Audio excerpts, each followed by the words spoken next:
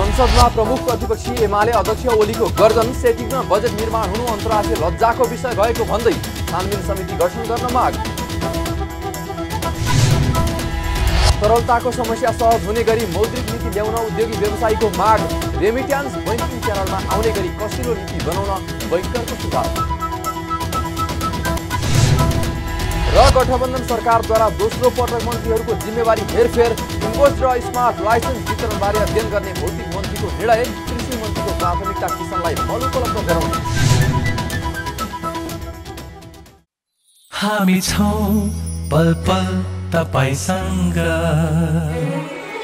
हिमाल पहाड तराईसँग, साथ छ हाम्रो बढ्ने कदमलाई। सलाम छ ती पोरखी हातहरूलाई, जिन्दगी सजाइदिन्छौँ हामी, हर सासको साथी बन्छौँ हामी। सुरक्षा अनि समृद्धि प्राण छ हाम्रो, हर आफू पनि बचाऊ, अरूलाई पनि बचाऊ। आजै नेपाल लाइफमा जीवन बिमा गरौँ। हामी हौं नेपाल लाइफ। नेपाल लाइफ, किनकि जीवन अमूल्य छ।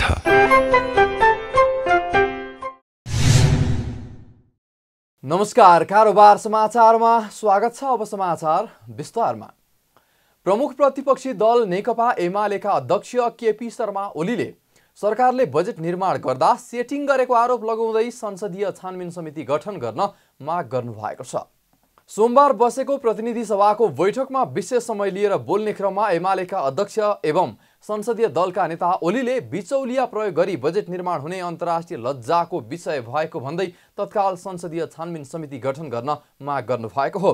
बैठकमा झण्डै 1.5 घण्टा बोल्नुभएका ओलीले राष्ट्रको अर्थतन्त्र ध्वस्त बनाउने खुल्ला तमासा हुँदा समेत प्रधानमन्त्री चुप लाग्न मिल्छ भनी आक्रोश व्यक्त गर्दै छानबिन समितिको प्रतिवेदन सहित प्रधानमन्त्रीले जवाफ दिनुपर्ने माग समेत गर्नुभयो। उहाँले यस्तो गम्भीर विषयमा पनि अर्थमन्त्री जनार्दन शर्मालाई केही गर्न नसक्ने अवस्थामा पुग्नु भएको हो भनी प्रधानमन्त्री देउवालाई प्रश्न गर्दै देशलाई बर्बाद पारेर गठबन्धन मात्रै जोगाउन लागि परेको आरोप समेत लगाउनुभयो। यसरी बाहिरिया मान्छेहरू बिचौलियाहरू राखेर बजेट बनाउने जस्तो कुरो कल्पनै गर्न सकिँदैन। यस्तो कुरा हुँदाखेरि पनि राज्य एउटा स्थितिमा चल्नु पर्दैन, सरकार स्थितिमा चल्नु पर्दैन, मर्यादा हुँदैन। यो भन्दा बढी राष्ट्रको अर्थतन्त्र ध्वस्त पार्ने कुलाई यो तमासा के हुन्छ? त्यसकारण यसको छानबिन हुनुपर्दछ। प्रश्न उठेको छ, त्यसको जवाफ, सही सत्य तथ्य जवाफ समिति गठन गरेर छानबिन गरेर छानबिनको प्रतिवेदन सहित माननीय मन्त्रीहरूतिर जान चाहन्छु। प्रधानमन्त्रीजी के आचार हुनुभएको हो, केही गर्न नसक्ने अवस्थामा पुग्नुभएको हो। जे भए पनि कि गठबन्धन जोगाएपछि पुग्छ देश बर्बाद होस्, जहाँसुकै पुगोस्। अर्थमन्त्री जनार्दन शर्माले बजेट संसदमा प्रस्तुत गर्नुभन्दा अघिल्लो दिनको मध्यरातमा अनधिकृत व्यक्तिलाई मन्त्रालयमा प्रवेश गराई करको दर हेरफेर गरेको भन्दै प्रमुख प्रतिपक्षी दल एमालेले छानबिन गर्न माग गर्दै आएको छ। तर अर्थ मन्त्रालयले भने सीसीटीभी फुटेजको अभिलेख रहने क्षमता बढीमा 13 दिनसम्मको मात्र रहने जवाफ दिँदै उक्त दिनको सीसीटीभी फुटेज मेटिएको जनाएको छ। बैठकमा एमालेका अध्यक्ष ओलीले सरकारले कालो धन भित्र्याउन नयाँ उपाय अवलम्बन गरेको आरोप समेत लगाउनु भएको छ। यस्तै उहाँले बजेटमा 2-4 वटा घरानाको अनुहार देखिएको टिप्पणी गर्दै निश्चित घरानालाई फाइदा हुने गरी बजेट किन बनाइयो भनी प्रश्न समेत गर्नुभयो। बजेट निर्माणमा अनधिकृत मान्छे राखेर निश्चित घरानाका व्यक्तिले भने अनुसार नै करको दर निर्धारण गरिएको ओलीको आरोप थियो। करका दरहरू, कर लाग्ने वस्तुहरू, करका दरहरू, एचएस कोडको छनौट, त्यसमा करका दरहरूको घटाउने, बढाउने, लगाउने, थप्ने, अन्तशुल्क सम्बन्धी व्यवस्था, यी सबै चिज अत्यन्तै बदनियतका साथ भए, दुर्नियतका साथ भए। यो देशकै निम्ति हानिकारक छ, दुर्भाग्य। यो प्रश्न आएको छ कि अनधिकृत मान्छे राखेर बनाए। यस्तै एमालेका अध्यक्ष ओलीले अमेरिकी स्टेट पार्टनरशिप प्रोग्राम एसपीपी माओवादी केन्द्रका अध्यक्ष पुष्पकमल दाहालले आफू नेतृत्वको सरकारको पालामा आएको थियो भनेर भ्रमपूर्ण कुरा गरेको भन्दै आपत्ति समेत जनाउनु भएको छ। उहाँले एसपीपी तत्कालीन प्रधानमन्त्री सुशील कोइराला रक्षा मन्त्री समेत भएका बेलामा रक्षा मन्त्रालयको निर्णय अनुसार नेपाली सेनाले अमेरिकी दूतावासलाई पत्रचार गरेको र आफू प्रधानमन्त्री भए पनि त्यसबारे थाहै नदिएको बताउनुभयो। सत्तारूढ प्रमुख दल नेपाली कांग्रेसका महामन्त्री तथा सांसद गगन कुमार थापाले अर्थमन्त्री जनार्दन शर्माले पदबाट राजीनामा दिनुपर्ने माग गर्नुभएको छ। सोमबार प्रतिनिधि सभाको बैठकपछि सञ्चारकर्मीहरूलाई प्रतिक्रिया दिँदै महामन्त्री थापाले अर्थमन्त्री जनार्दन शर्माले पदबाट राजीनामा दिनुपर्ने बताउनु भएको हो। अर्थमन्त्री शर्माको सम्बन्धमा संसदभित्र र बाहिर प्रश्नहरू उठेकाले राजीनामा दिनुपर्ने उहाँले बताउनुभयो। उहाँले अर्थमन्त्रीले स्वेच्छाले राजीनामा नदिएमा प्रधानमन्त्रीले पदबाट हटाएर तत्काल छानबिन गर्नुपर्ने बताउनुभयो। उहाँले यस विषयमा छानबिन नगर्ने हो भने गलत नजिर बस्ने भएकाले छानबिनमा दोषी देखिए कारबाही गर्नुपर्ने पनि बताउनुभयो। यत्रो विषय संसदमा उठ्यो, बाहिर उठ्यो, उठिसकेपछि म यसमा हो होइन मलाई थाहा छैन, तर यो विषय उठिसकेपछि मैले बुझेको कि अर्थमन्त्रीजीले अहिले राजीनामा दिनुपर्छ कि प्रधानमन्त्रीजीले उहाँलाई अहिले हटाउनुपर्छ र तत्काल छानबिन गर्नुपर्छ। हाम्रो आफ्नै कार्यविधि छ, हाम्रो आफ्नै नियम कानुनले पनि हामीलाई यो कम्तीमा 3 महिनासम्मको सीसीटीभी फुटेज राख्ने कुरा भनिहाल्छ। त्यसमाथि पनि यो बजेट जुन संसदले पारित गरेको छ यसको करको दर भनेको चाहिँ यो सामान्य कुरा होइन। यो सामान्य कुरा कसैले सामान्य यो मानवीय त्रुटि भयो भनेर यसबाट जान पाउने कुरा पनि छ। यति कुरा उठिसकेपछि अब यो उठ्यो यतिकै गयो भनेर हुँदैन। यस्तो गर्यो भनेदेखि भने अत्यन्त गलत यसको एउटा नजिर बस्छ र जे गरे पनि हुन्छ भन्ने कुरा रहन्छ वा हुँदै नभएको कुराको आरोप पनि कसैले खेप्नुपर्ने हुन्छ। त्यसरी मलाई लागेको यो अर्थमन्त्रीजीको पनि हितमा छ यसलाई तत्काल उहाँले यसलाई राजीनामा दिने वा प्रधानमन्त्रीजीले उहाँलाई अहिलेलाई हटाएर यसको छानबिन गर्ने। यसको छानबिन गरिसकेपछि दोषी हो भने दोषीले यसको सजाय प्राप्त गर्ने नै कुरा भयो। कांग्रेस महामन्त्री थापाले अर्थ मन्त्रालयको सीसीटीभी फुटेज नरहेको विषय बाहिर आएपछि झनै प्रश्न उठेको बताउनुभयो। उहाँले अर्थमन्त्री शर्मालाई राजीनामाका लागि आफूहरूले अनौपचारिक रूपमा भनिसकेको पनि बताउनुभयो। उद्योगी व्यवसायीहरूले बैंकिङ क्षेत्रमा देखिएको तरलताको समस्या सहज हुने गरी आगामी आर्थिक वर्षको मौद्रिक नीति ल्याउन नेपाल राष्ट्र बैंकलाई सुझाव दिएका छन्। राष्ट्र बैंकले आगामी आर्थिक वर्षको मौद्रिक नीतिबारे सुझाव सङ्कलनका लागि सोमबार काठमाडौँमा गरेको अन्तर्क्रियाका सहभागीले बैंकिङ क्षेत्रमा देखिएको तरलताको समस्या सहज हुने गरी मौद्रिक नीति ल्याउन राष्ट्र बैंकलाई सुझाव दिएका हुन्। उद्योगी व्यवसायीहरूले उत्पादनमूलक र पर्यटन क्षेत्रमा जाने कर्जामा विशेष महत्त्व दिन पनि आग्रह गरेका छन्। नेपाल उद्योग वाणिज्य महासंघ, Nepal chamber of commerce, Nepal उद्योग परिसंघ लगायतका निजी क्षेत्रका प्रतिनिधिहरूले बजेटको आकार भन्दा ठूलो आयात कुनै पनि मुलुकले थेग्नै नसक्ने भन्दै आयातलाई व्यवस्थित र नियन्त्रणमा राख्न ब्याज दरमा बेस रेटमा लिएको प्रिमियम धेरै नै भएको भन्दै यसमा ध्यान दिन पनि सुझाव दिएका छन्। यस्तै अटोमोबाइल क्षेत्रका व्यवसायीहरूले 8 महिनादेखि व्यवसाय ठप्प हुँदा बैंकको ऋण तिर्न नसक्ने अवस्थामा पुगेको भन्दै अटोमोबाइल क्षेत्रलाई हेर्ने दृष्टिकोण फरक गर्न आग्रह गरेका छन्। बजारले माग अनुसार घट्छ बढ्छ त्यसमा हामीलाई केही आपत्ति छैन, तर कतिपय कुरा चाहिँ व्यावहारिक रूपमा हुन सक्ने कुरा त्यो ठाउँमा त हामीले सस्टिनु पर्यो नि। भन्दाखेरि अहिले जुन किसिमको हामी उद्यमी व्यवसायीले एउटा बैंकमा चाहिँ ऋण लिँदाखेरि हरेक किसिमको टर्मसुक हुन्छ, अब पैसा चाहिरहेको हुन्छ र चाहिँ नयाँ ऋण त नलिएला, जुन पुरानो चाहिँ लोन सार्ने विभिन्न किसिमको कठिनाइ छ र चाहिँ जुन यो बेस रेटमा लिएको प्रिमियम चाहिँ अलिकति एकदम धेरै नै छ। गत वर्ष चाहिँ 0.25 देखि म्याक्सिमम 1.5% बेस रेटमा लिने प्रिमियम अहिले 5-6% ओपनली लिइरहेछ भने यसमा चाहिँ राष्ट्र बैंकले केही न केही सम्पूर्ण उद्यमी व्यवसाय र चाहिँ आम जनतालाई जुन महँगीको भार परेछ यसमा अलिकति राष्ट्र बैंकको ध्यान पुगोस् भन्ने कुरा राख्न चाहन्छु। निजी क्षेत्रले भनिराखेकै चिरो यो अरू ट्रेडिङ भन्दा फेरि यहाँ ट्रेडिङको साथीहरूलाई चाहिँ होला होइन, खास यो म्यानुफ्याक्चरिङ र भन्नाले पर्यटनलाईको चाहिँ क्षेत्रमा जुन चाहिँ जाने चाहिँ कर्जाहरू छ यसलाई तुलनात्मक रूपमा अलिकति प्रायोरिटी दिएर हेर्नुपर्छ कि भन्ने चाहिँ भन्नाले चाहिँ लागेको चाहिँ छ। अर्को कुरा 1% ब्याङ्कले ऋण बढायो भने आधी % महँगी बढ्छ, यो पनि यही रिपोर्टले देखाएको छ। यसको मतलब हामीले कहीँ न कहीँ चुक गरिराखेका छौँ। अब चाहिँ प्रोडक्टिभ सेक्टरमा लगानी गर्नु पर्यो। त्यसको लागि एउटा त डुअल इन्ट्रेस्ट रेट पोलिसी पनि ल्याउनुपर्छ र कमसेकम 4% को डिफरेन्स हुनु पर्यो। अहिले अब प्रोडक्टिभ सेक्टरलाई मार पर्यो भने अझ गाह्रोमा पर्न सक्छ। यो साथीहरूको पनि पक्कै पनि यो अवधारणा आउनेछ। त त्यसैले त्यसलाई चाहिँ कमसेकम 4% को यो अर्धवार्षिकमा परेको पनि थियो, यसलाई चाहिँ क्रमिक रूपमा गर्ने भन्ने कुरा आएको थियो। त्यसैले त्यसलाई चाहिँ अब कार्यान्वयन गर्ने बेला आएको छ। अहिले चाहिँ हामी एकदम यो 8 महिनादेखि व्यवसाय ठप्प छ। झन्डै 70 देखि 80% चाहिँ अहिले व्यवसाय ठप्प छ। अब यो अब भनिराख्ने कुरा त आज यहाँ यो उसमा त थिएन। तैपनि त्यो मैले के भन्न चाहेँ भने यो प्रतिपत्र जुन अहिले हामीले लोन लिएका छौँ, हामी तिर्न नसक्ने अवस्था भएको छ। सबै अटोमोबाइल व्यवसायहरू यो 7-8 महिनादेखिको कारणले गर्दाखेरि अब हामीलाई त अब पहिला कोभिडमा जसरी होटललाई अब हामीले जुन छुटहरू पाएको थियो त्यो अवस्थामा हामी पुगिसकेको छ अटोमोबाइल व्यवसाय। अब हामीलाई यो जुन लोन रिसेड्युलिङ गर्नुपर्ने जुन प्रतिपत्र खोल्दाखेरि जुन अब इम्पोर्टरहरूले जुन डिलरहरूले जुन लोन लिएका छन् त्यो तिर्न सक्ने अवस्था छैन। अहिले असार मसान्तमा सबैभन्दा अहिले प्रेसरमा परेको हामी अटोमोबाइल व्यवसाय गर्नाले यसलाई यो रिसेड्युलिङ गर्ने व्यवस्था अब अहिलेको यो मौद्रिक नीतिमा हुनुपर्छ, अटोमोबाइललाई त्यसमा राखियोस् भनेर।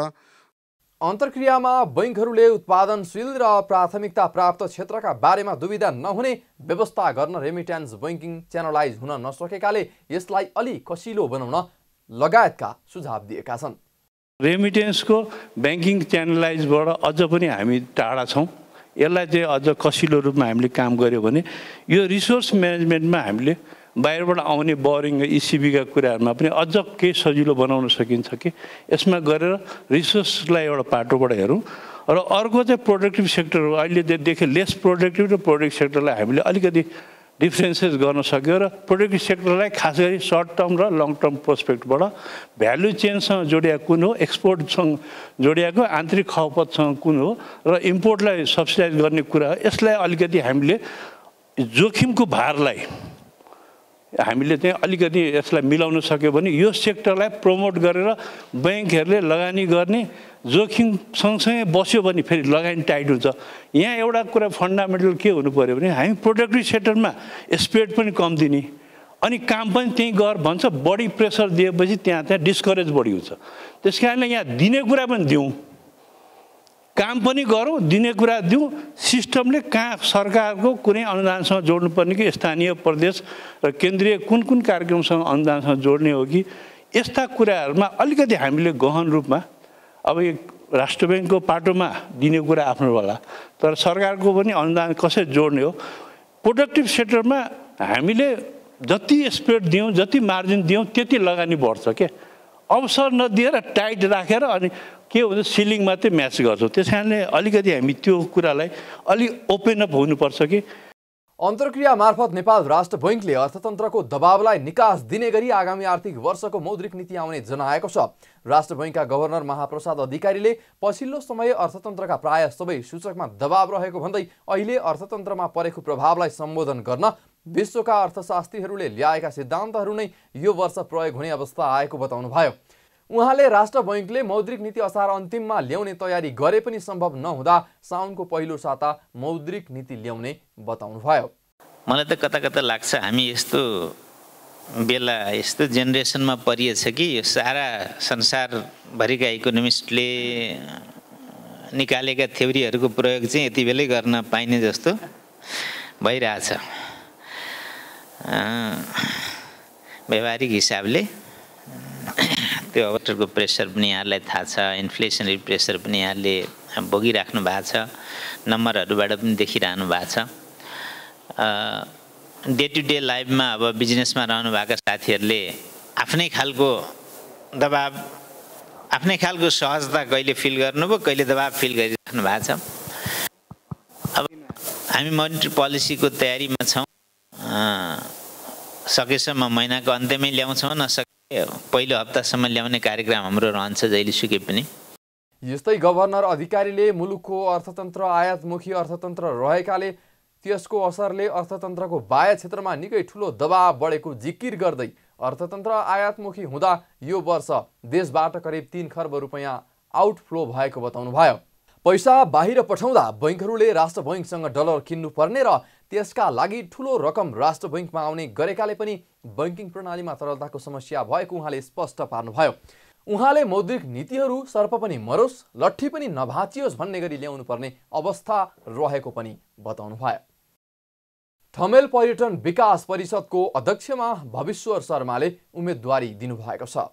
परिषदका वर्तमान उपाध्यक्ष समेत रहनुभएका शर्माले सोमबार काठमाडौँमा पत्रकार सम्मेलन गरी आगामी 2 वर्ष कार्यकालका लागि अध्यक्ष पदमा उम्मेदवारी घोषणा गर्नुभएको हो।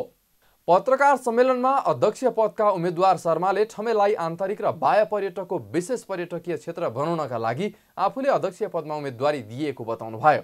उहाँले ठमेल क्षेत्रको सुरक्षाका लागि 500 सीसी क्यामेरा जडान गर्ने, सादा पोसाकमा प्रहरी परिचालन गर्ने, ठमेलभित्र ट्राफिक व्यवस्थापनलाई चुस्त दुरुस्त बनाउनका लागि आफ्नो उम्मेदवारी रहेको बताउनुभयो। आफू अध्यक्षमा निर्वाचित भए ठमेल क्षेत्रको फोहोर व्यवस्थापन, सडक तथा ढल व्यवस्थापन, तार तथा सडक बत्ती व्यवस्थापन, विकृति मुक्त ठमेल, व्यवस्थित ठमेल, घरबेटी व्यवसाय बीच सुमधुर सम्बन्ध कायम गर्ने अध्यक्ष पदका उम्मेदवारी शर्माको प्रतिबद्धता छ। अन्डरग्राउन्ड तारको प्रक्रिया अगाडि बढाइरहेको छ। त्यसलाई पनि व्यवस्थित हुने गरी कसरी व्यवसायीलाई अप्ठ्यारो नपर्ने र पर्यटकहरूले पनि सहज तरिकाले बाटोमा हिँड्न सक्ने गरी कसरी व्यवस्थापन गर्न सकिन्छ र हाम्रा कामहरू पनि सम्पन्न गर्दै अगाडि बढ्न सकिन्छ भन्ने कुराहरूमा हामीले व्यवस्थापन गर्नुपर्ने छ। त्यस्तै शान्ति सुरक्षाका कुराहरू छन्।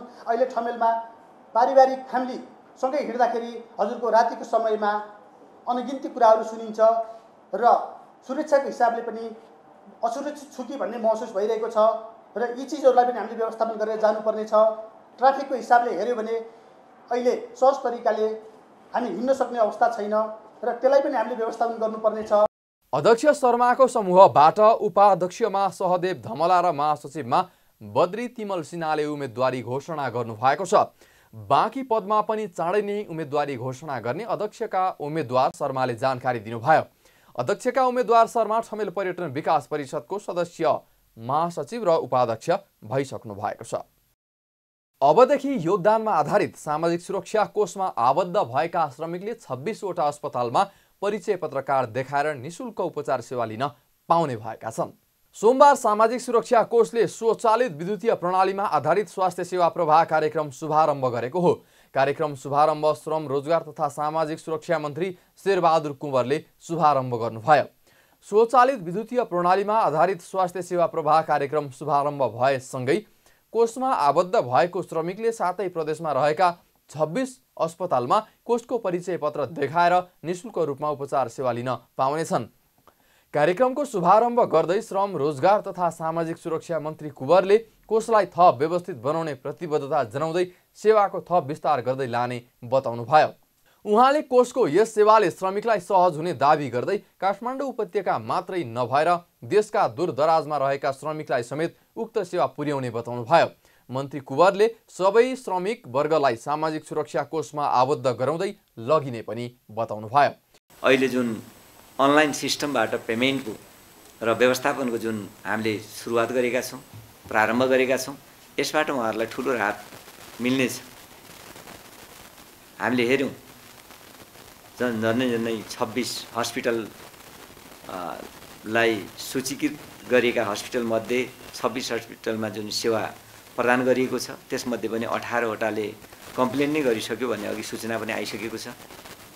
आज हामीले जुन प्रारम्भ गरेका छौँ, सुरुवात गरेका छौँ, अब र यसबाट पनि धेरैभन्दा धेरै लाभहरू श्रमिक वर्गले लिनुहुनेछ, योगदानमा आधारित व्यक्तित्वहरूले लिनुहुनेछ र यो त केही ठाउँहरूमा प्रारम्भ भयो। अझै दूरदराजमा अप्ठ्यारो छ, गाउँ बस्तीहरूमा अप्ठ्यारो छ। हेर्नै पर्ने भनेको गाउँ बस्ती र दूरदराजलाई। ती ठाउँहरूमा यो सेवालाई कसरी पुर्याउने, यो कामलाई हामीले अझै व्यापक बनाऊँ, अझै यसको दायरामा धेरै ठाउँहरूलाई ल्याउँ र ती बस्तीहरूमा यो सेवालाई पुर्याउँ जुन ठाउँका मान्छेहरूले सहजै ढङ्गले यो सेवा प्राप्त गर्ने अवसर पाऊँ। कोषले परीक्षण कालमा योगदानकर्ताले औषधि उपचार गराएकै दिन सम्बन्धित अस्पताललाई 80% रकम जम्मा गर्न थालिसकेको बताएको छ। यसअघि स्वचालित विद्युतीय प्रणाली सुरुवात नभएको हुँदा योगदानमा आधारित कोषमा आबद्ध श्रमिकहरूले औषधि उपचार बापतको रकम भुक्तानी लिन कोषमा नै दाबी गर्नुपर्ने थियो। तर अब अस्पतालमा सुरक्षा कोषको कार्ड देखाएर निशुल्क उपचार गर्न सक्नेछन्। अस्पतालले श्रमिकको सम्पूर्ण जानकारी अनलाइन मार्फत लिएर कोषलाई जानकारी गराए पश्चात अस्पताललाई अनलाइन मार्फत नै भुक्तानी दिनेछ। परिचय पत्र देखाएर अनलाइन प्रणाली मार्फत सेवा दिने अस्पतालमा बागमतीका 9 अस्पताल र प्रदेश 1 का 8, मध्य प्रदेशका 5, लुम्बिनीका 3 र गण्डकीका 1 अस्पताल रहेको पनि कोषले जानकारी गराएको छ। प्रधानमन्त्री शेरबहादुर देउवाले मन्त्रीहरूको जिम्मेवारी दोस्रो पटक हेरफेर गर्नुभएको छ। नेकपा एकीकृत समाजवादीका तर्फबाट सरकारमा सहभागी भएका 5 जना मन्त्रीलाई 4वटा मन्त्रालयको जिम्मेवारी दिएको एक साता बित्न नपाउँदै प्रधानमन्त्री देउवाले मन्त्रीहरूको जिम्मेवारी हेरफेर गर्नुभएको हो। प्रधानमन्त्री देउवाले सोमबार जनता समाजवादी पार्टी जसपाका तर्फबाट मन्त्री बनेका 3 जनालाई हटाएर जसपाकै मोहम्मद इस्तियाक राई, प्रदीप यादव र मृगेन्द्र कुमार सिंह यादव मन्त्री परिषदमा प्रवेश गराउनु भएको छ। नयाँ सूची अनुसार भौतिक पूर्वाधार तथा यातायात मन्त्री रेणु कुमारी यादवको ठाउँमा मोहम्मद इस्तियाक राईलाई नियुक्त गरिएको छ। उहाँ तेस्रो पटक मन्त्री बन्नु भएको हो। यस्तै वन तथा वातावरण मन्त्री राम सहाय यादवलाई हटाएर मृगेन्द्र कुमार सिंह यादवलाई जिम्मेवारी दिएको छ। कृषि तथा पशुपन्छी विकास मन्त्री महेन्द्र राय यादवको ठाउँमा भने प्रदीप यादवले मन्त्री परिषदमा प्रवेश पाउनु भएको छ। यसअघि मन्त्री रहेका 3 जनाले जसपाका राष्ट्रिय परिषदका अध्यक्ष बाबुराम भट्टराई निकट भएर पार्टी विभाजनमै लैजाने तयारी गरेपछि अध्यक्ष उपेन्द्र यादवले आइतबार मन्त्रीहरूको जिम्मेवारी हेरफेर गर्न प्रधानमन्त्री देउवालाई सिफारिस गर्नुभएको थियो। देउवा नेतृत्वको गठबन्धन सरकारमा जसपाले 4वटा मन्त्रालयको जिम्मेवारी पाएको छ। जसपाबाटै मन्त्री बन्नुभएका संघीय मामिला तथा सामान्य प्रशासन मन्त्री राजेन्द्र श्रेष्ठको जिम्मेवारी भने हेरफेर गरिएको छैन। नयाँ जिम्मेवारी पाएका 3 जना मन्त्रीलाई सोमबारै राष्ट्रपति विद्यादेवी भण्डारीले पद तथा गोपनीयताको शपथ ग्रहण समेत गराउनु भएको छ। शपथ ग्रहण समारोह लगत्तै उहाँहरू सम्बन्धित मन्त्रालय पुगेर आजै पदभार समेत लिएका छन्। यसअघि मन्त्रालयका सचिव लगायतका कर्मचारीहरूको माला र खादा सहित मन्त्रालयको परिसरमा लामबद्ध भएर नयाँ मन्त्रीको स्वागत गरेका छन्।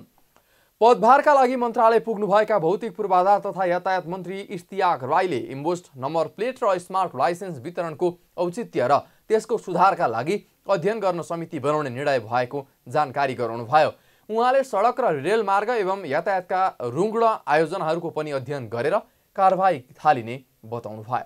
समस्याहरू छन्, जसरी सडक पूर्वाधार लगायततिर चाहिँ हेर्ने हो भने हामीले विगतदेखि नै ठेक्का लिने काम नगर्ने प्रवृत्तिहरू चाहिँ सबैभन्दा धेरै रुग्ण आयोजनाहरू भएको पनि मलाई लाग्छ। भौतिक पूर्वाधार मन्त्रालय मध्ये एउटा चाहिँ अब ठुलो मन्त्रालय ठुलो बजेट भएको कारणले त्यो अवस्था छ।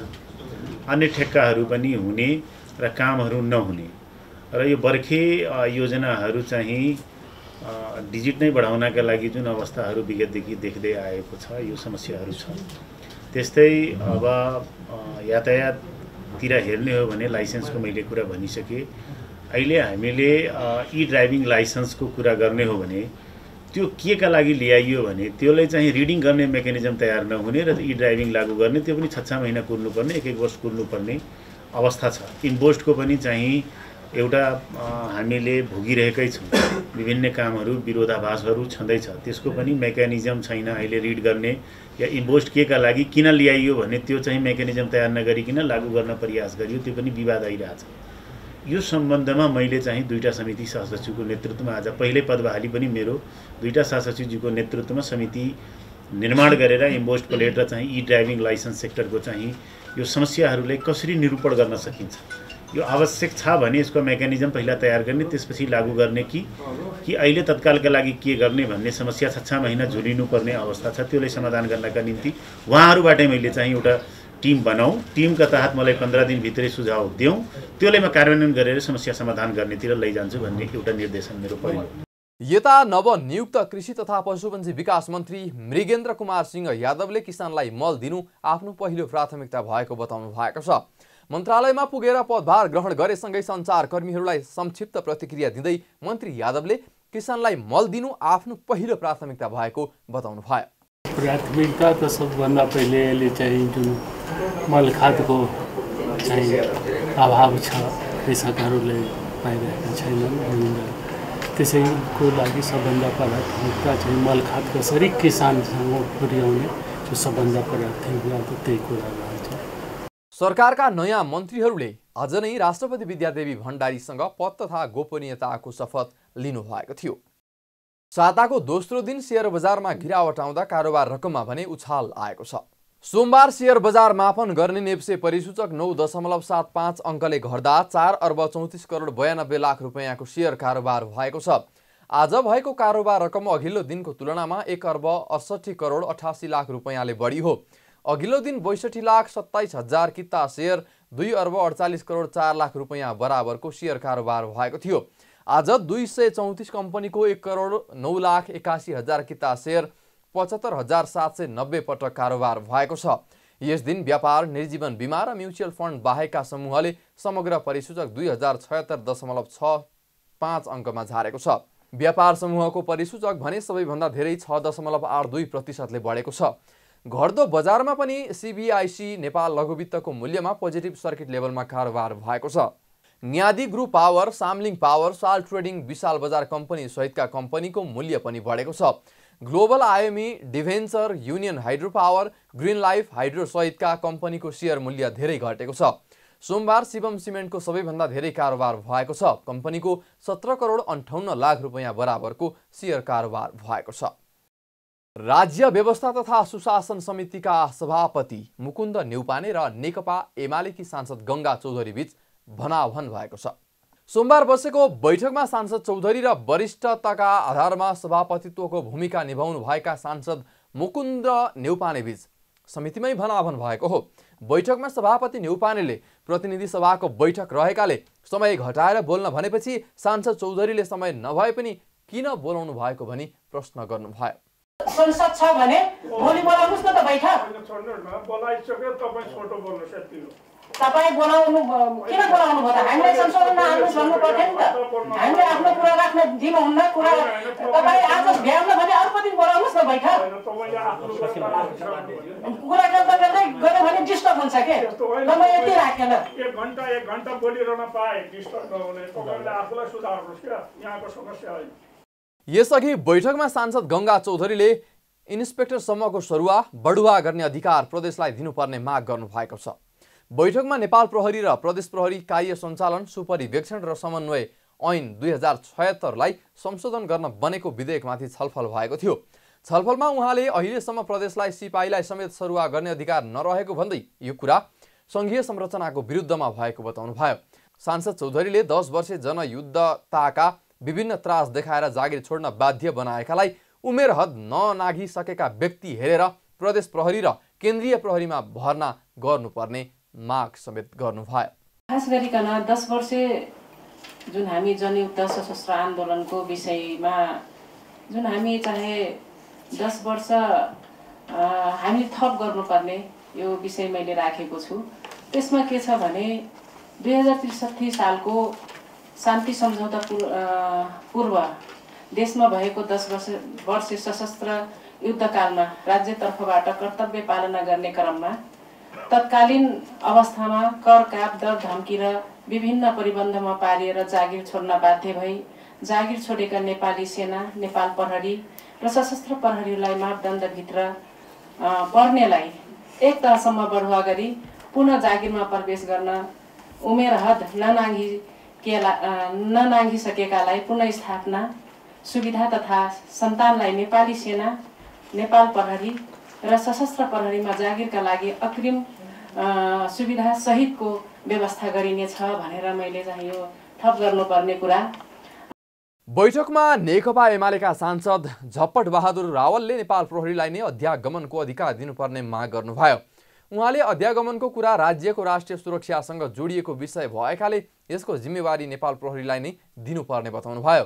सांसद रावलले अध्यागमनको बारेमा हतारमा निर्णय लिनुभन्दा यसलाई गम्भीरताका साथ छलफल गरेर मात्रै विधेयक र नीति निर्माण गर्नुपर्ने आवश्यकता रहेको भन्दै अध्यागमनको जिम्मेवारी निजामती कर्मचारीलाई दिने कुरामा सहमत हुन नसक्ने समेत बताउनुभयो। अरू देशको हेर्दा यसलाई अझै अध्यागमनलाई कडा बनाउने, सुरक्षाकर्मीहरूकै उसमा दिने, सेना समेत राखेको सेनाले समेत हेर्ने यो खालको एक खालको अभ्यास रहेछ।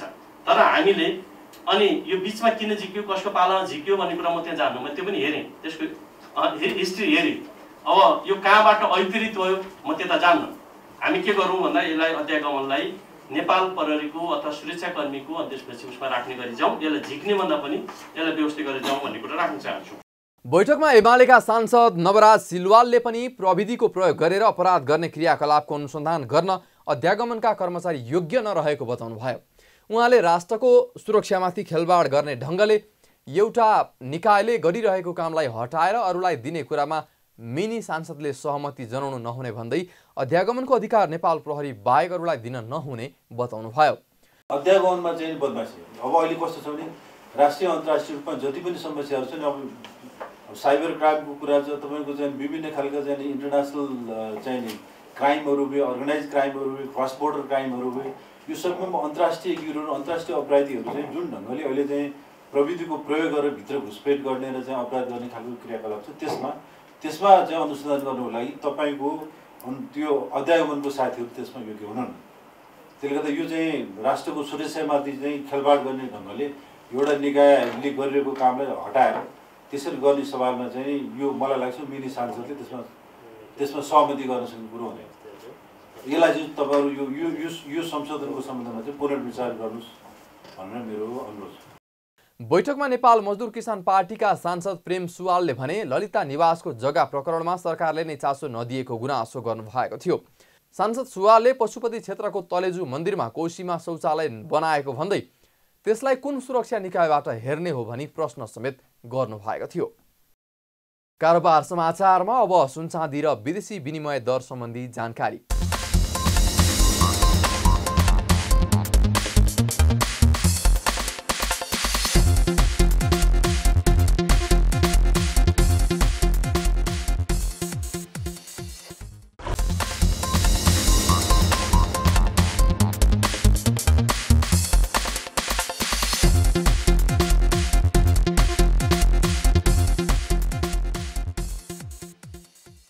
विदा हुनुअघि अहिलेसम्मका प्रमुख समाचार फेरि एकपटक।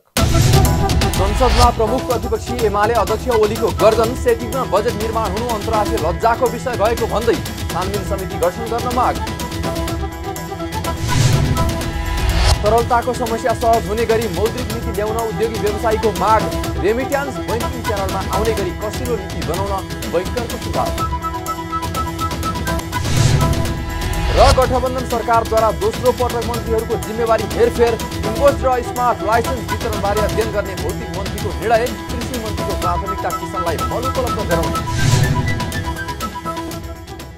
कारोबार समाचार सकियो, हामीलाई बिदा दिनुहोस्।